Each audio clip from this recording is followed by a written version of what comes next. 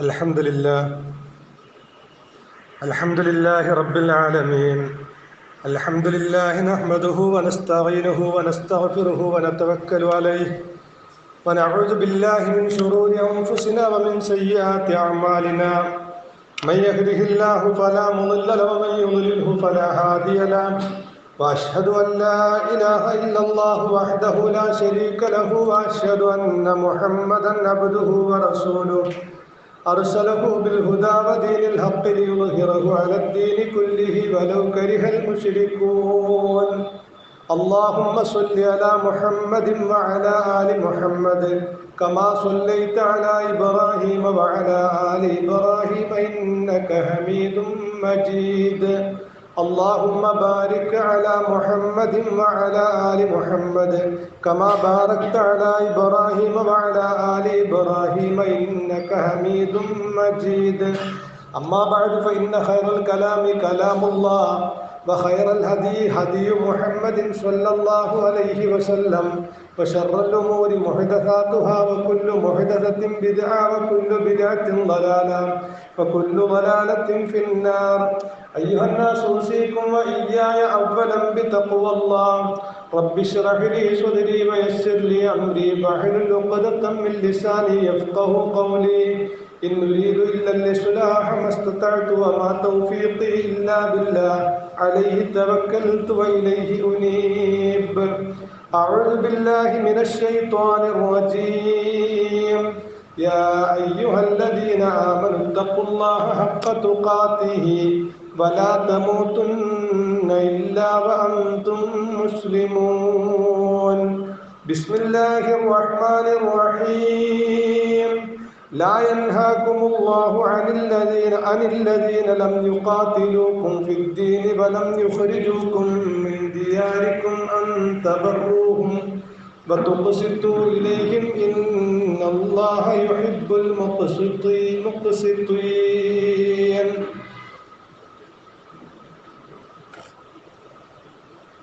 ആദരണീയരായ സത്യവിശ്വാസികളെ,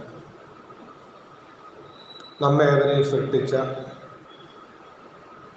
നമ്മുടെ രഹസ്യങ്ങളും പരസ്യങ്ങളും അറിയുന്ന സർവശക്തനായ കാരുണ്യവാനായ അള്ളാഹുവിൻ്റെ നിയമനിർദ്ദേശങ്ങളെ കഴിവിൻ്റെ പരമാവധി ജീവിതത്തിൽ പാലിക്കണമേ എന്ന് എന്നോടും നിങ്ങളോടും ആദ്യമായി ഉണർത്തുകയാണ്, വസിയ്യത്ത് ചെയ്യുകയാണ്. റസൂൽ തിരുമേനി സല്ലല്ലാഹു അലൈഹി വസല്ലമ വെള്ളിയാഴ്ചയിലെ നിർബന്ധ ജുമാ ഖുതുബകളിൽ അതാത് കാലഘട്ടങ്ങളിലും സന്ദർഭങ്ങളിലുമുള്ള വിഷയങ്ങളെക്കുറിച്ച് ജനങ്ങൾക്ക് ആ വിഷയങ്ങളിലെ മതപരമായ നിലപാടുകളും ദീനിൻ്റെ നിയമനിർദ്ദേശങ്ങളും പഠിപ്പിച്ചു കൊടുക്കുകയായിരുന്നു ചെയ്തിരുന്നത്. ആ നിലക്ക് ഇന്ന് ഒരു പ്രത്യേക സാഹചര്യമാണ് ഇന്ത്യൻ മുസ്ലിമീങ്ങളെ നമ്മെ സംബന്ധിച്ചിടത്തോളം. നമ്മുടെ രാജ്യത്തിൻ്റെ സ്വാതന്ത്ര്യ ദിനമൊക്കെ വരുന്ന സമയത്ത് അവിടെ മുസ്ലിമീങ്ങൾക്ക് ആ വിഷയങ്ങളിലും ഒന്നും പറയാനില്ല, അതിലൊന്നും ഒരു പങ്കുമില്ല എന്ന് മനസ്സിലാക്കപ്പെടുന്ന ഒരവസ്ഥയുണ്ട്. പ്രത്യേകിച്ച് ഇന്നത്തെ കാലഘട്ടങ്ങളിൽ നമ്മുടെ രാജ്യസ്നേഹവും രാജ്യത്തോടുള്ള കൂറും ഒക്കെ ചോദ്യം ചെയ്യപ്പെടുന്ന ഒരു ഘട്ടത്തിൽ തീർച്ചയായും രാജ്യസ്നേഹം, സ്വരാജ്യസ്നേഹത്തെക്കുറിച്ച് ഇസ്ലാമിൻ്റെ കാഴ്ചപ്പാടെന്താണ്? മുസ്ലിമീങ്ങളെ കുറിച്ചൊരു തെറ്റിദ്ധാരണയുണ്ട്. അവർ വൈദേശിക മതത്തിൻ്റെ ആളുകളാണ് മുസ്ലിമീങ്ങൾ. ഈ രാജ്യത്തിൻ്റെ മതമല്ല, ഒരു വൈദേശിക മതത്തിൻ്റെ ആളുകൾ. മാത്രമല്ല, മുസ്ലിമീങ്ങളുടെ പുണ്യസ്ഥലങ്ങൾ മക്കയും മദീനയും ഒക്കെ സൗദി അറേബ്യയിലാണ്. അപ്പോൾ അതുകൊണ്ട് ഈ രാജ്യത്തെക്കാൾ അവർക്ക് സ്നേഹം സൗദി അറേബ്യയോടോ അല്ലെങ്കിൽ മറ്റ് മുസ്ലിം രാജ്യങ്ങളോടൊക്കെയാണ് എന്ന ഒരു ബോധപൂർവകമായ ഒരു തെറ്റിദ്ധരിപ്പിക്കൽ നമ്മുടെ നാട്ടിൽ വ്യാപകമായി നടക്കുന്നുണ്ട്. ഒരു മുസ്ലിം എന്നുള്ള നിലക്ക് ഈ വിഷയങ്ങളിലൊക്കെ ഉള്ള ഇസ്ലാമിൻ്റെ കാഴ്ചപ്പാട് എന്താണ് എന്നത് നമ്മൾ കൃത്യമായി മനസ്സിലാക്കേണ്ടതുണ്ട്. മക്കയും മദീനയും ഒക്കെ പുണ്യസ്ഥലങ്ങൾ തന്നെ നമ്മുടെ മനസ്സിൽ വിശ്വാസപരമായി വിശ്വാസികൾ എന്നുള്ള നിലക്ക് ആ പുണ്യസ്ഥലങ്ങളോടുള്ള സ്നേഹവും മതിപ്പും ആദരവും ഒക്കെ ഉണ്ടാവേണ്ടത് തന്നെയാണ്. പക്ഷേ ഏതൊരു മനുഷ്യനും, മുസ്ലിം ആവട്ടെ അമുസ്ലിം ആവട്ടെ, ഏതൊരു മനുഷ്യനും അവൻ ജനിച്ചു വീണ നാടിനോടുള്ള സ്നേഹം എന്നത് അവൻ്റെ പ്രകൃതിപരമായ ഒരു വികാരമാണ്. ആ വികാരം ഇസ്ലാം അംഗീകരിച്ചിട്ടുണ്ട്, പ്രമാണങ്ങൾ അംഗീകരിച്ചിട്ടുണ്ട്. ഇപ്പൊ നമ്മൾ ജനിച്ച നാടിനോടുള്ള നമുക്കുള്ള ഒരു സ്നേഹം, റസൂൽ തിരുമേനി സല്ലല്ലാഹു അലൈഹി വസല്ലമ ആദ്യമായി ഹിറാ ഗുഹയിൽ വെച്ച് വഹി ലഭിച്ചു. വഹി ലഭിച്ച ഉടനെ റസൂലുള്ളാഹി സ്വല്ലല്ലാഹു അലൈഹി വസല്ലം വറഖത്ത് ബിൻ നൗഫൽ, എന്താണ് സംഭവിക്കുന്നതെന്ന് റസൂലുള്ളാഹിക്ക് അറിയില്ല, മുമ്പേ അങ്ങനെ ഒരു സംഭവം ഉണ്ടായിട്ടില്ല. അപ്പൊ റസൂലുള്ളാഹി സ്വല്ലല്ലാഹു അലൈഹി വസല്ലം വേദപണ്ഡിതനായ വറഖത്ത് ബിൻ നൗഫലിന്റെ അടുക്കലേക്ക് പോയി. വറഖത്ത് ബിൻ നൗഫലിനോട് കാര്യങ്ങളൊക്കെ പറഞ്ഞു. ഇങ്ങനെയൊക്കെ ഒരു സംഭവം ഉണ്ടായി, ഞാൻ ഹിറാ ഗുഹയിൽ കഴിച്ചു കൂട്ടുമ്പോ എന്നൊക്കെ വിശദീകരിക്കുന്നില്ല, ചുരുക്കി പറയാം. അങ്ങനെ വറഖത്ത് ബിൻ നൗഫൽ പറഞ്ഞു, താങ്കളുടെ അടുക്കൽ വന്നത് മുൻകാല പ്രവാചകന്മാരുടെ അടുക്കൽ വന്നിട്ടുള്ള മലക്കാണ്, പ്രവാചകന്മാർക്ക് വഹി നൽകുന്ന നാമോസ് എന്നാ പറഞ്ഞത്, ആ മലക്കാണ് എന്ന് പറഞ്ഞു. അപ്പോ താങ്കൾ ആ പ്രബോധന ദൗത്യം നിർവഹിക്കുമ്പോ താങ്കളുടെ ജനങ്ങൾ ആ നാട്ടിൽ നിന്ന് പുറത്താക്കുന്ന ഒരു ഘട്ടം വരും. ആ ഘട്ടത്തിൽ ഞാൻ ജീവിച്ചിരിപ്പുണ്ടെങ്കിൽ ഞാൻ താങ്കളെ സഹായിക്കുന്നതാണ് എന്ന് പറഞ്ഞപ്പോ വളരെ ആശ്ചര്യത്തോടെ വേദനയോടെ റസൂലുള്ള വറഖത്ത് ബിൻ നൗഫലിനോട് തിരിച്ചു ചോദിക്കുന്ന ഒരു ചോദ്യമുണ്ട്. അവ മുഖ്രിജിയ ഖൗമി, എന്റെ ജനത എന്നെ പുറത്താക്കുമോ? എന്റെ നാട്ടിൽ അവരെന്നെ വളരെ സ്നേഹത്തോട് അൽ അമീൻ എന്ന് വിളിച്ച് ആദരിച്ചു പോരുന്നതാണ്, അവരെന്നെ അംഗീകരിക്കുന്നതാണ്. ആ ജനത എന്നെ നാട്ടിൽ നിന്ന് പുറത്താക്കുമോ എന്ന്. ആ ചോദ്യത്തിന്റെ അർത്ഥം എന്താണ്? ജനിച്ചു വളർന്ന ആ നാട്ടിൽ നിന്ന് പുറത്താക്കപ്പെടുക എന്നത് എനിക്ക് സഹിക്കാൻ പറ്റില്ല എന്നാണ് പറഞ്ഞതിന്റെ അർത്ഥം. അതുപോലെ തന്നെ റസൂലുള്ളാഹി സ്വല്ലല്ലാഹു അലൈഹി വസല്ലമ പ്രബോധന ദൗത്യം തുടങ്ങി, മക്കയിൽ പ്രബോധനം തുടങ്ങി. ജനങ്ങളുടെ ഉപദ്രവങ്ങളും അക്രമങ്ങളും പരിഹാസങ്ങളും സഹിക്കവയ്യാതെ റസൂലുള്ള മദീനയിലേക്ക് ഹിജ്റ പോവുക. ആ മദീനയിലേക്ക് ഹിജ്റ പോകുന്ന റസൂലുള്ളാഹി സ്വല്ലല്ലാഹു അലൈഹി വസല്ലമ മക്കയുടെ അതിർത്തിയിൽ തൻഈമിലെത്തിയിട്ട് മക്കയിലേക്ക് തിരിഞ്ഞു നിന്നുകൊണ്ട് റസൂലുള്ളാഹി സ്വല്ലല്ലാഹു അലൈഹി വസല്ലമ പറയുന്ന ഒരു വാക്കുണ്ട്, വല്ലാഹി ഇന്നക ലഖൈറു അർദില്ല, അല്ലാഹുവാണ് സത്യം, അള്ളാഹുവിന്റെ ഏറ്റവും ഇഷ്ടപ്പെട്ട ഒരു നാടാണിത്, ഏറ്റവും ഉത്തമമായ നാടാണ്. വലൗലം ഉഖ്രിജ് മിൻകി മാ ഖറജ്തു, നിന്റെ ജനത, എനിക്ക് ഏറ്റവും ഇഷ്ടപ്പെട്ട നാടാണ് മക്ക, നിന്റെ ജനത എന്നെ പുറത്താക്കിയിട്ടില്ലായിരുന്നുവെങ്കിൽ ഞാൻ ഇവിടുന്ന് പുറത്തു പോകുമായിരുന്നില്ല എന്ന് റസൂലുള്ളാഹി സ്വല്ലല്ലാഹു അലൈഹി വസല്ലം പറഞ്ഞു. ആ ജനിച്ച് വളർന്ന് കളിച്ചു നടന്ന ആ നാടിനോടുള്ള സ്നേഹം. അതുപോലെ തന്നെ റസൂലുള്ളാഹി സ്വല്ലല്ലാഹു അലൈഹി വസല്ലമയും സഹാബത്തും മദീനയിലേക്ക് ഹിജ്റ വന്നു. മദീനയിലേക്ക് ഹിജ്റ വന്നപ്പോൾ അവിടുത്തെ സാഹചര്യങ്ങളും കാലാവസ്ഥയും ഒന്നും ഒക്കെ പ്രയാസകരമായപ്പോൾ അവരിൽ പലർക്കും പനി വന്നു. അബൂബക്കർ സിദ്ദീഖ് റളിയല്ലാഹു അൻഹു പനിച്ചുകൊണ്ട് വിറച്ചുകൊണ്ട് അദ്ദേഹം പാടി, കുല്ലും മ്രിഇൻ മുസബ്ബഹുൻ ഫീ അഹ്ലിഹി വൽ മൗതു അദ്നാ മിൻ ശിറാഖി നഅലിഹി.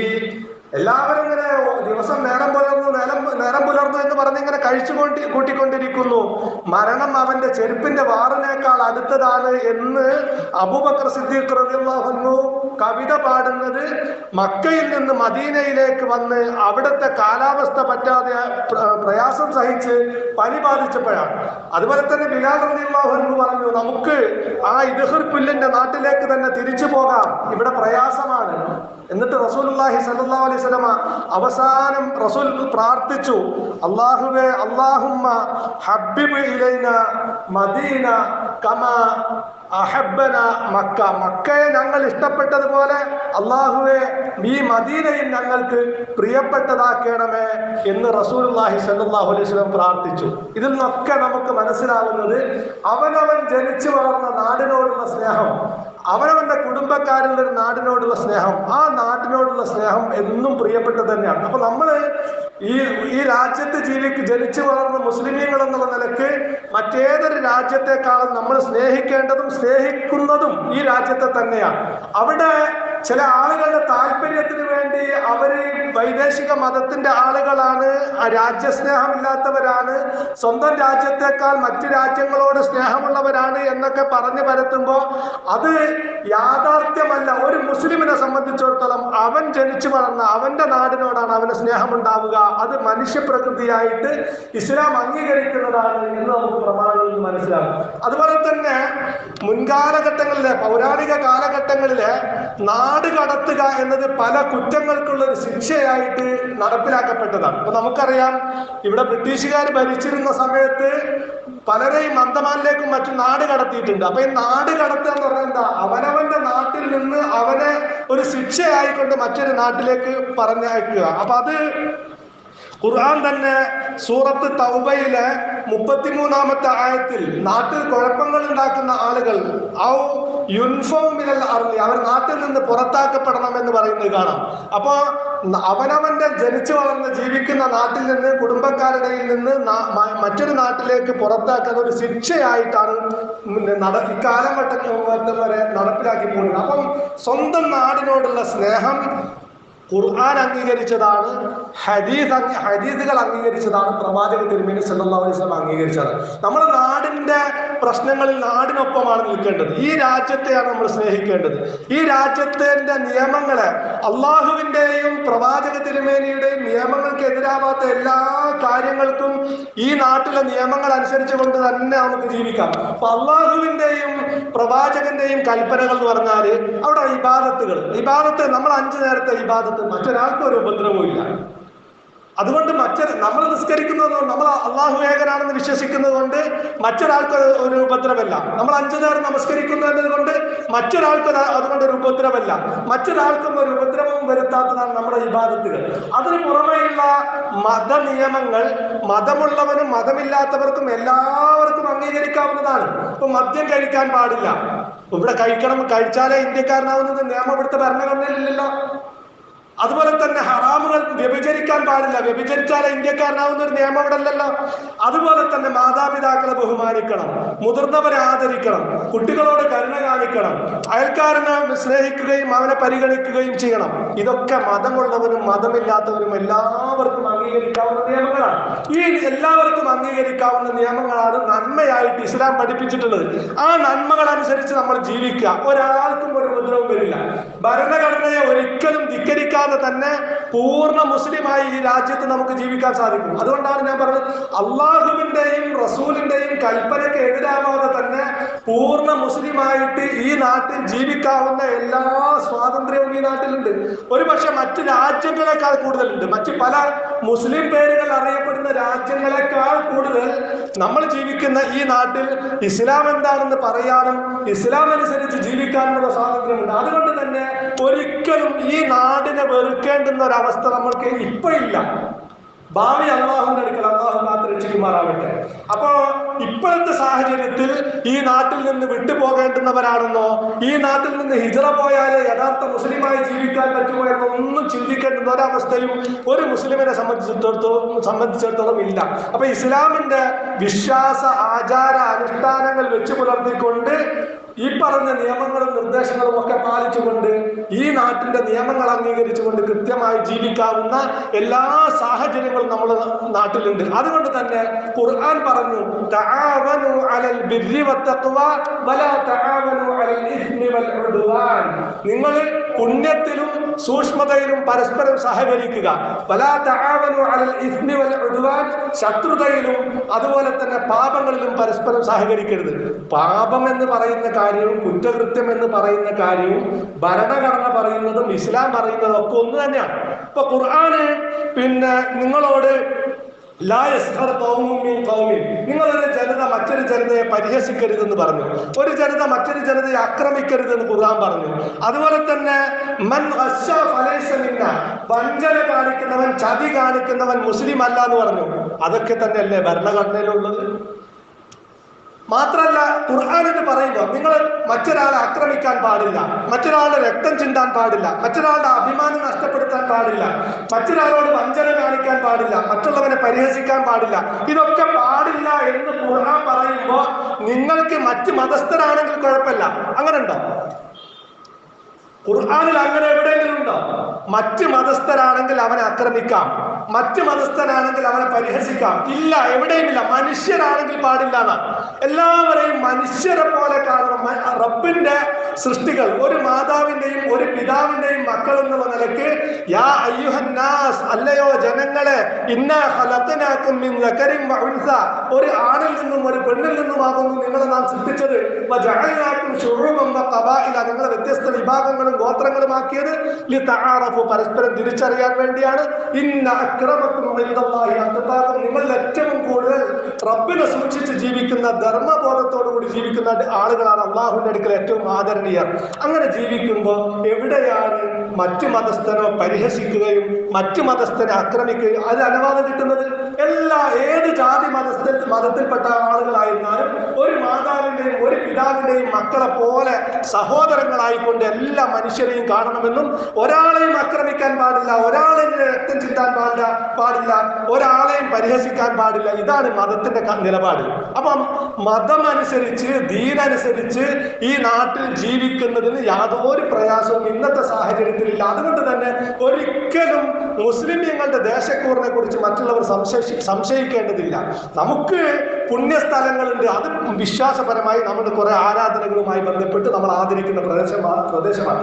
അതിൽ കവിഞ്ഞ് നമ്മുടെ രാജ്യത്തെക്കാൾ മറ്റു രാജ്യത്തോട് സ്നേഹവും കൂറും പുലർത്തേണ്ടുന്ന യാതൊരു ആവശ്യവും മുസ്ലിമീങ്ങൾക്കില്ല എന്ന് മാത്രമല്ല, ഇസ്ലാം അങ്ങനെ പഠിപ്പിച്ചിട്ടില്ല. അവനവന്റെ നാടിനെ സ്നേഹിക്കുക, അവനവന്റെ നാട്ടിന്റെ നന്മക്ക് വേണ്ടി ആ രാജ്യത്തിന്റെ പ്രശ്നങ്ങളിൽ രാജ്യത്തോടൊപ്പം, ജനങ്ങളുടെ പ്രശ്നങ്ങളിൽ ജനങ്ങളോടൊപ്പം നിൽക്കുക. മാത്രമല്ല, റസൂൽ തിരുമേനി സല്ലല്ലാഹു അലൈഹി വസല്ലം വളരെ ഗൗരവത്തിൽ താക്കീത് നൽകിയ ഒരു കാര്യമുണ്ട്. പ്രവാചക തിരുമേനി സല്ലല്ലാഹു അലൈഹി വസല്ലമ ലൈസ മിന്നാ മൻ ദഅ ഇലൽ അസബിയ്യ, വിഭാഗീയതയിലേക്ക്, വർഗീയതയിലേക്ക് ക്ഷണിക്കുന്നവൻ നമ്മളിൽ പെട്ടവനല്ല, മുസ്ലിം അല്ലാന്ന്. വലൈസ മിന്നാ മൻ ഖാതല അലൽ അസബിയ്യ, വർഗീയതയ്ക്ക് വേണ്ടി പോരടിക്കുന്നവൻ നമ്മുടെ കൂട്ടത്തിൽപ്പെട്ടവനല്ല, വിഭാഗീയത ഉണ്ടാക്കാൻ വേണ്ടി പോരടിക്കുന്നവൻ. വലൈസ മിന്നാ മൻ മാത അലൽ അസബിയ്യ, വർഗീയതയുടെ പേരിൽ മരണപ്പെടുന്നവൻ, വർഗീയത ഉണ്ടാക്കിയിട്ട് അതിന്റെ പേരിൽ മരണപ്പെടുന്നവൻ മുസ്ലിം അല്ല, നമ്മുടെ കൂട്ടത്തിൽപ്പെട്ടവനല്ല എന്ന് പറഞ്ഞാൽ മുസ്ലിം അല്ല എന്നാ. അപ്പൊ നോക്കൂ നിങ്ങൾ, ലോകത്ത് പ്രവാചക തിരുമേനി സല്ലല്ലാഹു അലൈഹി വസല്ലമ മക്കയിൽ നിന്ന് പ്രബോധനം തുടങ്ങി ഇന്ന് ലോകത്തിന്റെ എല്ലാ മുക്കുമൂലകളിലും ഇസ്ലാം എത്തിപ്പെട്ടു. പല രാജ്യങ്ങളും ഇസ്ലാമിക രാജ്യങ്ങളായി. ഏതെങ്കിലും ഒരു രാജ്യത്ത് ആ രാജ്യത്തുള്ള ജനങ്ങളെ പരസ്പരം ശത്രുതയും ഭിന്നതയും വെറുപ്പും ഉണ്ടാക്കിയിട്ട് ഭിന്നിപ്പിച്ചിട്ട് ഭരിക്കുന്ന ഒരു ഏർപ്പാട്, അധികാരം കൈയടക്കുകയോ ആ രാജ്യത്ത് ഇസ്ലാം വളർത്തുകയോ ചെയ്യുന്ന ഒരു ഏർപ്പാട് ഇസ്ലാമിക ചരിത്രത്തെ നമുക്ക് കാണാൻ സാധ്യമല്ല.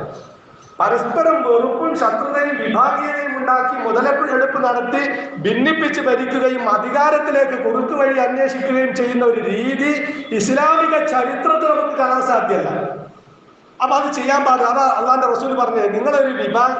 അപ്പൊ റസൂലിനോട് സഹാബി വാഇൽ റളിയല്ലാഹു അൻഹു ചോദിച്ചു, യാ റസൂലല്ലാഹ് മൽ അസബിയ്യ, എന്താണ് അസബിയ്യത്ത് എന്ന് പറഞ്ഞ റസൂലെ? അപ്പൊ റസൂൽ പറഞ്ഞു കൊടുത്തു, അൻ തുഈന ഖൗമക അലൽ ദുൽമി, നിന്റെ ജനതയെ അതിക്രമത്തിൽ നീ സഹായിക്കലാണ്.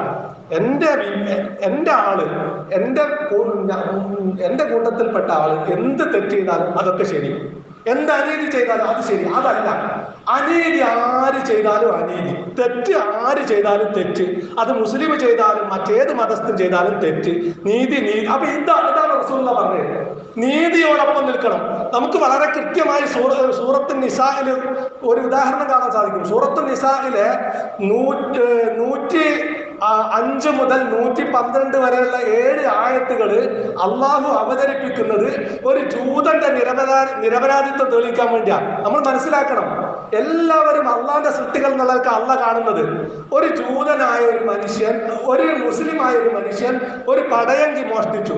ആ പടയങ്കി അന്വേഷണത്തിൽ പിടിക്കപ്പെടുമെന്നായപ്പോ അതൊരു ജൂതന്റെ വീട്ടിൽ കൊണ്ടുപോയി നിക്ഷേപിച്ചു.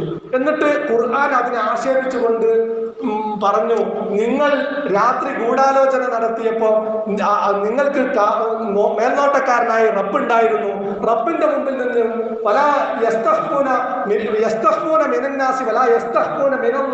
ജനങ്ങളിൽ നിന്ന് നിങ്ങൾക്ക് കാര്യങ്ങൾ ഒളിപ്പിച്ചു വെക്കാൻ സാധിക്കും, പക്ഷെ അള്ളാഹുവിന്റെ അടുക്കൽ നിന്ന് നിങ്ങൾക്ക് കാര്യങ്ങൾ ഒളിപ്പിച്ചു വെക്കാൻ സാധ്യമല്ല എന്നൊക്കെ പറഞ്ഞുകൊണ്ട് സൂറത്തുൻ നിസായിലെ ഒരു 7ഓളം ആയത്തുകൾ അള്ളാഹു ഒരു ജൂതന്റെ നിരപരാധിത്വം തെളിയിക്കാൻ വേണ്ടി അവതരിപ്പിച്ചതായി നമുക്ക് കാണാൻ സാധിക്കും. അപ്പൊ ഏത് വിഷയത്തിലും നീതിയോടൊപ്പം നിൽക്കുക, സത്യത്തോടൊപ്പം നിൽക്കുക എന്നതല്ലാതെ വിഭാഗീയതയുടെ അടിസ്ഥാനത്തിൽ നിലനിൽക്കുക എന്നത് ഇസ്ലാം പഠിപ്പിച്ചിട്ടില്ല. മാത്രമല്ല, ലോകത്തിന്റെ എല്ലാ ഭാഗത്തേക്കും ഇസ്ലാം പ്രചരിച്ചത് ലാ ഇലാഹ ഇല്ലല്ലാഹയുടെ ശുദ്ധമായ കറകളഞ്ഞ ആദർശം ജനങ്ങൾക്ക് പറഞ്ഞു കൊടുത്തത് കൊണ്ടാണ് ലോകത്ത് മുഴുവൻ ഇസ്ലാം വ്യാപിച്ചത്. പരസ്പര വെറുപ്പും വിഭാഗീയതയും ശത്രുതയും വളർത്തിക്കൊണ്ടല്ല. റസൂൽ തിരുമേനി സല്ലല്ലാഹു അലൈഹി വസല്ലം പറഞ്ഞു, ഖൂലൂ ലാ ഇലാഹ ഇല്ലല്ലാഹ്, നിങ്ങൾ ലാ ഇലാഹ ഇല്ലല്ലാഹ് പ്രഖ്യാപിക്കൂ. ലാ ഇലാഹ ഇല്ലല്ലാഹ് പ്രഖ്യാപിക്കുകയും ആ ലാ ഇലാഹ ഇല്ലല്ലാഹയുടെ ആദർശത്തിനനുസരിച്ച് നിങ്ങൾ ജീവിക്കുകയും ചെയ്യൂ. തുഫ്ലിഹു, എങ്കിൽ നിങ്ങൾ വിജയിക്കും എന്ന് പറഞ്ഞു. വതദീനു ലക്കുമുൽ അറബു വൽ അജമു, അറബും അജമും, അറബികളും അനറബികളും എല്ലാവരും നിങ്ങൾക്ക് കീഴൊതുങ്ങും. അപ്പൊ ലാ ഇലാഹ ഇല്ലല്ലാഹയുടെ ആദർശം അനുസരിച്ചുകൊണ്ട് സ്നേഹത്തോടെ സൗഹാർദ്ദത്തോടെ എല്ലാവരെയും അംഗീകരിച്ചുകൊണ്ട് എല്ലാവരെയും ബഹുമാനിച്ചുകൊണ്ട് വിനയത്തോടു കൂടി ജീവിക്കുക, അതാണ് ഓരോ മുസ്ലിമും ചെയ്യേണ്ടത്. അതാത് രാജ്യത്തോട് കൂറ് കാണിക്കുക, അതാണ് വിജയത്തിന്റെ മാർഗം എന്നാണ് പ്രവാചക തിരുമേനി സല്ലല്ലാഹു അലൈഹി വസല്ലം നമുക്ക് വേണ്ടി പഠിപ്പിച്ചു തരുന്നത്. അപ്പോ ഈ നമ്മുടെ ദേശസ്നേഹവും ദേശക്കൂറും ഒക്കെ ചോദ്യം ചെയ്യപ്പെടുന്ന ഒരു ഘട്ടത്തിൽ ദീനിന്റെ ഈ വിഷയത്തിലുള്ള നിലപാട് എന്താണ് എന്ന് നമ്മൾ മനസ്സിലാക്കുക. അപ്പൊ ഇതൊക്കെ കൃത്യമായി മനസ്സിലാക്കിയത് കൊണ്ടാണ് ഈ രാജ്യത്തിന്റെ സ്വാതന്ത്ര്യത്തിന് വേണ്ടി മുൻഗാമികളായ പണ്ഡിതന്മാര് വളരെ ത്യാഗത്തോടു കൂടി പ്രവർത്തിക്കുകയും ഈ രാജ്യത്തിന് വേണ്ടി സ്വാതന്ത്ര്യം നേടിയെടുക്കാൻ വേണ്ടി പരിശ്രമിക്കുകയും ചെയ്തിട്ടുള്ളത്. അപ്പൊ നമ്മെ സംബന്ധിച്ചിടത്തോളം ഈ രാജ്യത്തിന് വേണ്ടി നിലകൊള്ളുക എന്നത് തന്നെയാണ് വിശ്വാസികളായ നമ്മുടെ ബാധ്യതയായിട്ട് ഖുർആനും ഹദീസും പഠിപ്പിച്ചത്. ദീന് യഥാവിധി മനസ്സിലാക്കിക്കൊണ്ട് യഥാർത്ഥ മുസ്ലിമായി ജീവിച്ച് ഈമാനോട് കൂടി ഭരിക്കാൻ അള്ളാഹു നമുക്ക് ഏവർക്കും തൗഫീഖ് നൽകുമാറാവട്ടെ.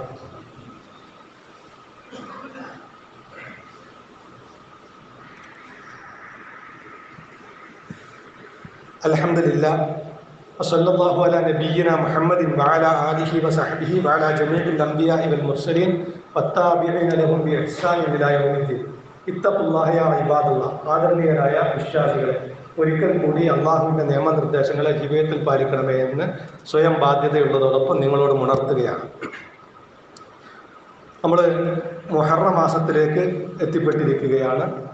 കഴിഞ്ഞ ഖുത്ബയിൽ നമ്മൾ സൂചിപ്പിച്ചിട്ടുണ്ട്, അള്ളാഹു അവൻ്റെ ഖുർആനിലൂടെ അള്ളാഹുവിൻ്റെ ഇന്ന ഇദ്ദത്ത ശുഹൂരി ഇൻദല്ലാഹി 12 ശഹ്റ, അള്ളാഹുവിൻ്റെ അടുക്കൽ മാസങ്ങളുടെ എണ്ണം 12 ഫീ കിതാബില്ലാഹി യൗമ ഖൽഖിസ് സമാവാതി വൽ അർദ്, ആകാശഭൂമികൾ സൃഷ്ടിച്ച ദിവസം തന്നെ അള്ളാഹുവിൻ്റെ റിക്കാർഡിൽ മിൻഹാ അർബഅത്തുൻ ഹുറുമുൻ, അതിൽ 4 മാസങ്ങൾ പവിത്രമാണ് എന്ന് ഖുർആൻ പറഞ്ഞു.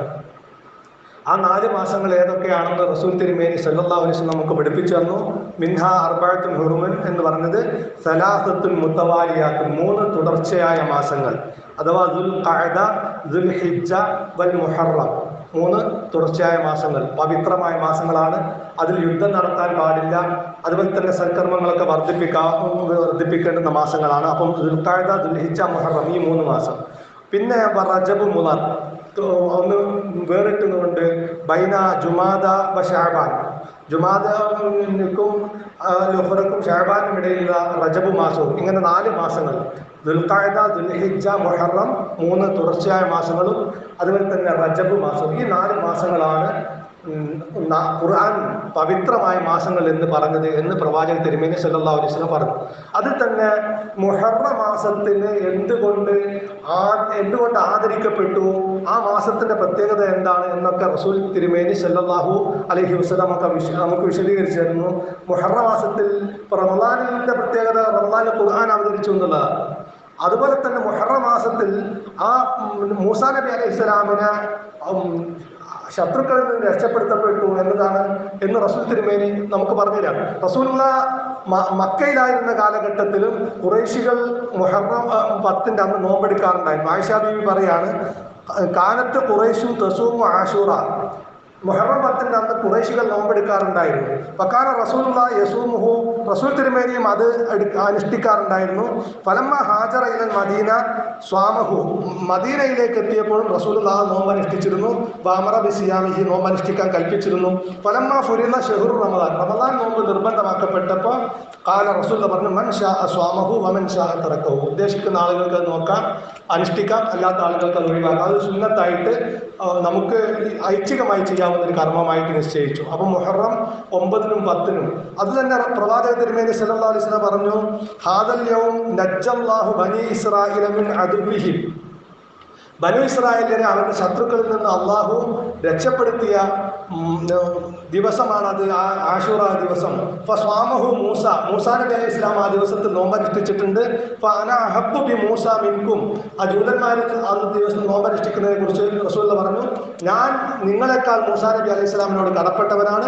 ബാമറ ബിസിയാമി, റസൂലുള്ളാഹി സ്വല്ലല്ലാഹു അലൈഹി വസല്ലം ആ നോമ്പ് അനുഷ്ഠിക്കുകയും അത് മറ്റുള്ളവരോട് അനുഷ്ഠിക്കാൻ വേണ്ടി കൽപ്പിക്കുകയും ചെയ്തു. അപ്പം മുഹറം മാസത്തിന് അള്ളാഹു നൽകിയ പവിത്രത മൂസാ നബി അലൈഹി ഇസ്ലാമിനെ രക്ഷപ്പെടുത്തി എന്നതാണ് റസൂലുള്ളാഹി സ്വല്ലല്ലാഹു അലൈഹി വസല്ലം പഠിപ്പിക്കുന്നത്. അപ്പോൾ മാത്രമല്ല, ഖുർആനും ഹദീസും പവിത്രമായ മാസങ്ങൾ എന്നുള്ള നിലക്കാണ് ഈ മുഹറം മാസത്തെ എഴുതിയിട്ടുള്ളത്. പക്ഷേ നമ്മുടെ സമൂഹത്തിലേക്ക് എത്തിയപ്പോൾ അത് നഹ്സിന്റെ മാസമായി. ആ മുഹറം മാസത്തിന്റെ ആദ്യത്തെ 10 ദിവസത്തിൽ ഒന്നും ചെയ്യാൻ പാടില്ല, നല്ല കാര്യങ്ങളൊന്നും ചെയ്യാൻ പാടില്ല എന്ന നഹ്സ് ദുശകുനമായ ദിവസങ്ങളായി കണക്കാക്കപ്പെട്ടു. അതിന് കാരണം ഷിയാക്കളുടെ വിശ്വാസം നമ്മുടെ സമൂഹം സ്വീകരിച്ചതാണ്. ഷിയാക്കൾ ഹുസൈൻ റളിയല്ലാഹു അൻഹു ഹിജ്റ വർഷം 61 കർബലയിൽ വെച്ച് ഹുസൈൻ റളിയല്ലാഹു അൻഹു വധിക്കപ്പെട്ടത് ഈ മുഹറം 10 അന്നാണ്. അത് മുഹറം 10 എന്നതല്ല റസൂൽ തിരുമേനി, അത് ഹിജ്റ 61 റസൂൽ തിരുമേനി സല്ലല്ലാഹു അലൈഹി വസല്ലമയുടെ വഫാത്ത് കഴിഞ്ഞിട്ട് 51 വർഷം കഴിഞ്ഞിട്ടാണ് ഈ ഹുസൈൻ റളിയല്ലാഹു അൻഹു വധിക്കപ്പെടുന്നത്. എന്നാൽ റസൂൽ തിരുമേനി സല്ലല്ലാഹു അലൈഹി വസല്ലമ ജീവിച്ചിരിക്കുന്ന കാലത്ത് തന്നെ മുഹറത്തിന്റെ പ്രാധാന്യം പറയുകയും മുഹറം നോമ്പ് അനുഷ്ഠിക്കാൻ വേണ്ടി പറയുകയും ചെയ്തിട്ടുണ്ട്. അപ്പൊ ആ മുഹറത്തിൽ 10 തന്നെ ഈ ഹുസൈൻ റളിയല്ലാഹു അൻഹു വധിക്കപ്പെട്ടതൊരു യാദൃച്ഛികമായ സംഭവമാണ്. അല്ലാതെ മുഹറം ഹുസൈൻ റളിയല്ലാഹു അൻഹുവിന്റെ വധവുമായി യാതൊരു ബന്ധവുമില്ല. മാത്രമല്ല, അവർക്ക് ഹുസൈൻ റളിയല്ലാഹു പ്രവാചക തിരുമേനി സല്ലല്ലാഹു അലൈഹി വസല്ലമയുടെ കുടുംബത്തോടുള്ള അഹ്ലു ബൈത്തിനോടുള്ള സ്നേഹത്തിന്റെ പേരിൽ ഇസ്ലാമിക സമൂഹത്തിൽ വിള്ളലുകൾ ഉണ്ടാക്കി, ജൂതന്മാരുടെ പിന്തുണയോടുകൂടി വിള്ളലുണ്ടാക്കി പോയ ഒരു വിഭാഗമാണ് ഷിയാ വിഭാഗം. ആ ഷിയാ വിഭാഗത്തിന്റെ വിശ്വാസാചാരങ്ങൾ ഇസ്ലാമിക സമൂഹത്തിലേക്ക് കടന്നു വന്നതുകൊണ്ടാണ് നഹ്സായി വന്നിട്ടുള്ളത്. ഇപ്പോ ഈ സംഖ്യകളിൽ 13 ദുശകനം നിശ്ചയിക്കുന്ന രീതി ഉണ്ടല്ലോ, അത് ക്രിസ്തീയ സമൂഹത്തിൽ നിന്ന് വന്നാണ്. ക്രിസ്തീയ സമൂഹത്തിൽ ഒരുപാട് പരാജയങ്ങൾ, പ്രത്യേകിച്ച് ഈ കുരിശ് യുദ്ധത്തിൽ സുൽത്താൻ സലാഹുദ്ദീൻ അയ്യൂബി റഹ്മത്തുള്ളാഹി അലൈഹിയോട് പരാജയപ്പെട്ടതൊക്കെ 13 ഡേറ്റിലാണ്. ആ 13 എന്നൊരു ഡേറ്റിനെ അവര് ദുശകരമായി കാണുന്നു. അത് പലപ്പോഴും ആ വിശ്വാസം മുസ്ലിം സമുദായത്തിലേക്ക് എത്തുന്നു. ഇതുപോലെ തന്നെ ഷിയാക്കൾ മുഹറം 10 ദുശകരമായി കാണുന്നു, അത് നമ്മളും ദുശകരമായി കാണുന്നു. അപ്പൊ റസൂൽ തിരുമേനി സല്ലല്ലാഹു അലൈഹി വസല്ലം പവിത്രമായ മാസമായി പഠിപ്പിച്ചിട്ടുള്ള മാസമാണ്. ഒരു ദിവസത്തിലും ശകുനം നിശ്ചയിച്ചിട്ടില്ല. എല്ലാ ദിവസവും അള്ളാഹു കണക്കാക്കിയ ദിവസങ്ങളാണ്. അപ്പൊ നമ്മുടെ കർമ്മങ്ങളാണ് അത് നമുക്ക് ശകുനമാവുന്നതും ശുഭമാവുന്നതും ഒക്കെ.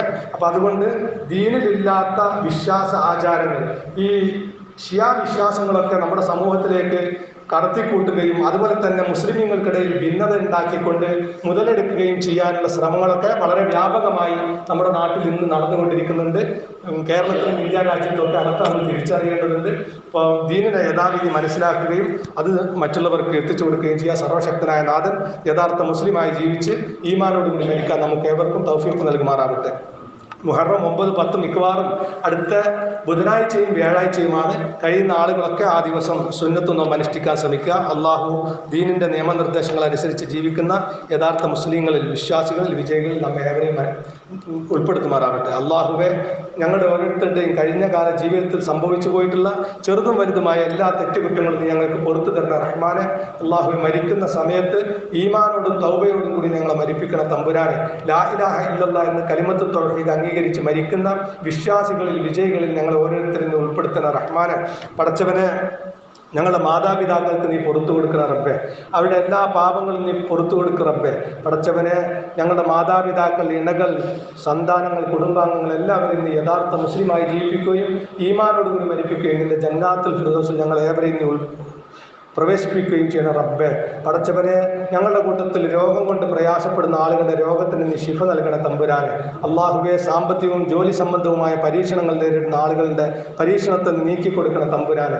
അർഹമുറാഹിമീനായ റബ്ബേ, ഞങ്ങൾ പല നിലക്കുള്ള പരീക്ഷണങ്ങൾ നേരിടുന്ന ആളുകളുടെ നാഥ, ഞങ്ങളുടെ എല്ലാ പരീക്ഷണത്തെയും നീ നീക്കിത്തരണ റബ്ബേ. അള്ളാഹുവെ, ഞങ്ങൾ ജീവിക്കുന്ന ഈ നാട്ടിൽ മുസ്ലിമായി സമാധാനത്തോടു കൂടി ജീവിക്കാവുന്ന ഒരു അന്തരീക്ഷം നീ ഉണ്ടാക്കി തരുന്ന തമ്പുരാന്. പടച്ചവന്റെ വിശ്വാസികളെ നശിപ്പിക്കാൻ വേണ്ടി ശ്രമിച്ചുകൊണ്ടിരിക്കുന്ന ചില ആളുകളുടെ പ്രവർത്തനങ്ങൾ, അവരുടെ എല്ലാ പ്രവർത്തനങ്ങളും നീ പരാജയപ്പെടുത്തണ റബ്ബേ. അള്ളാഹു വിശ്വാസികൾക്ക് നീ ഇസ്സത്ത് വർദ്ധിപ്പിച്ചു നൽകണ റഹ്മാനെ.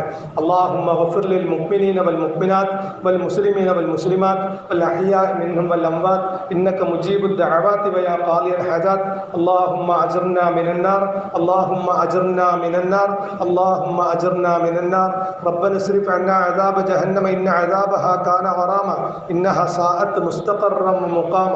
റബ്ബനാ തഖബ്ബൽ മിന്നാ ഇന്നക അൻതസ് സമീഉൽ അലീം വതുബ് അലൈനാ ഇന്നക അൻതത് തവ്വാബുർ റഹീം.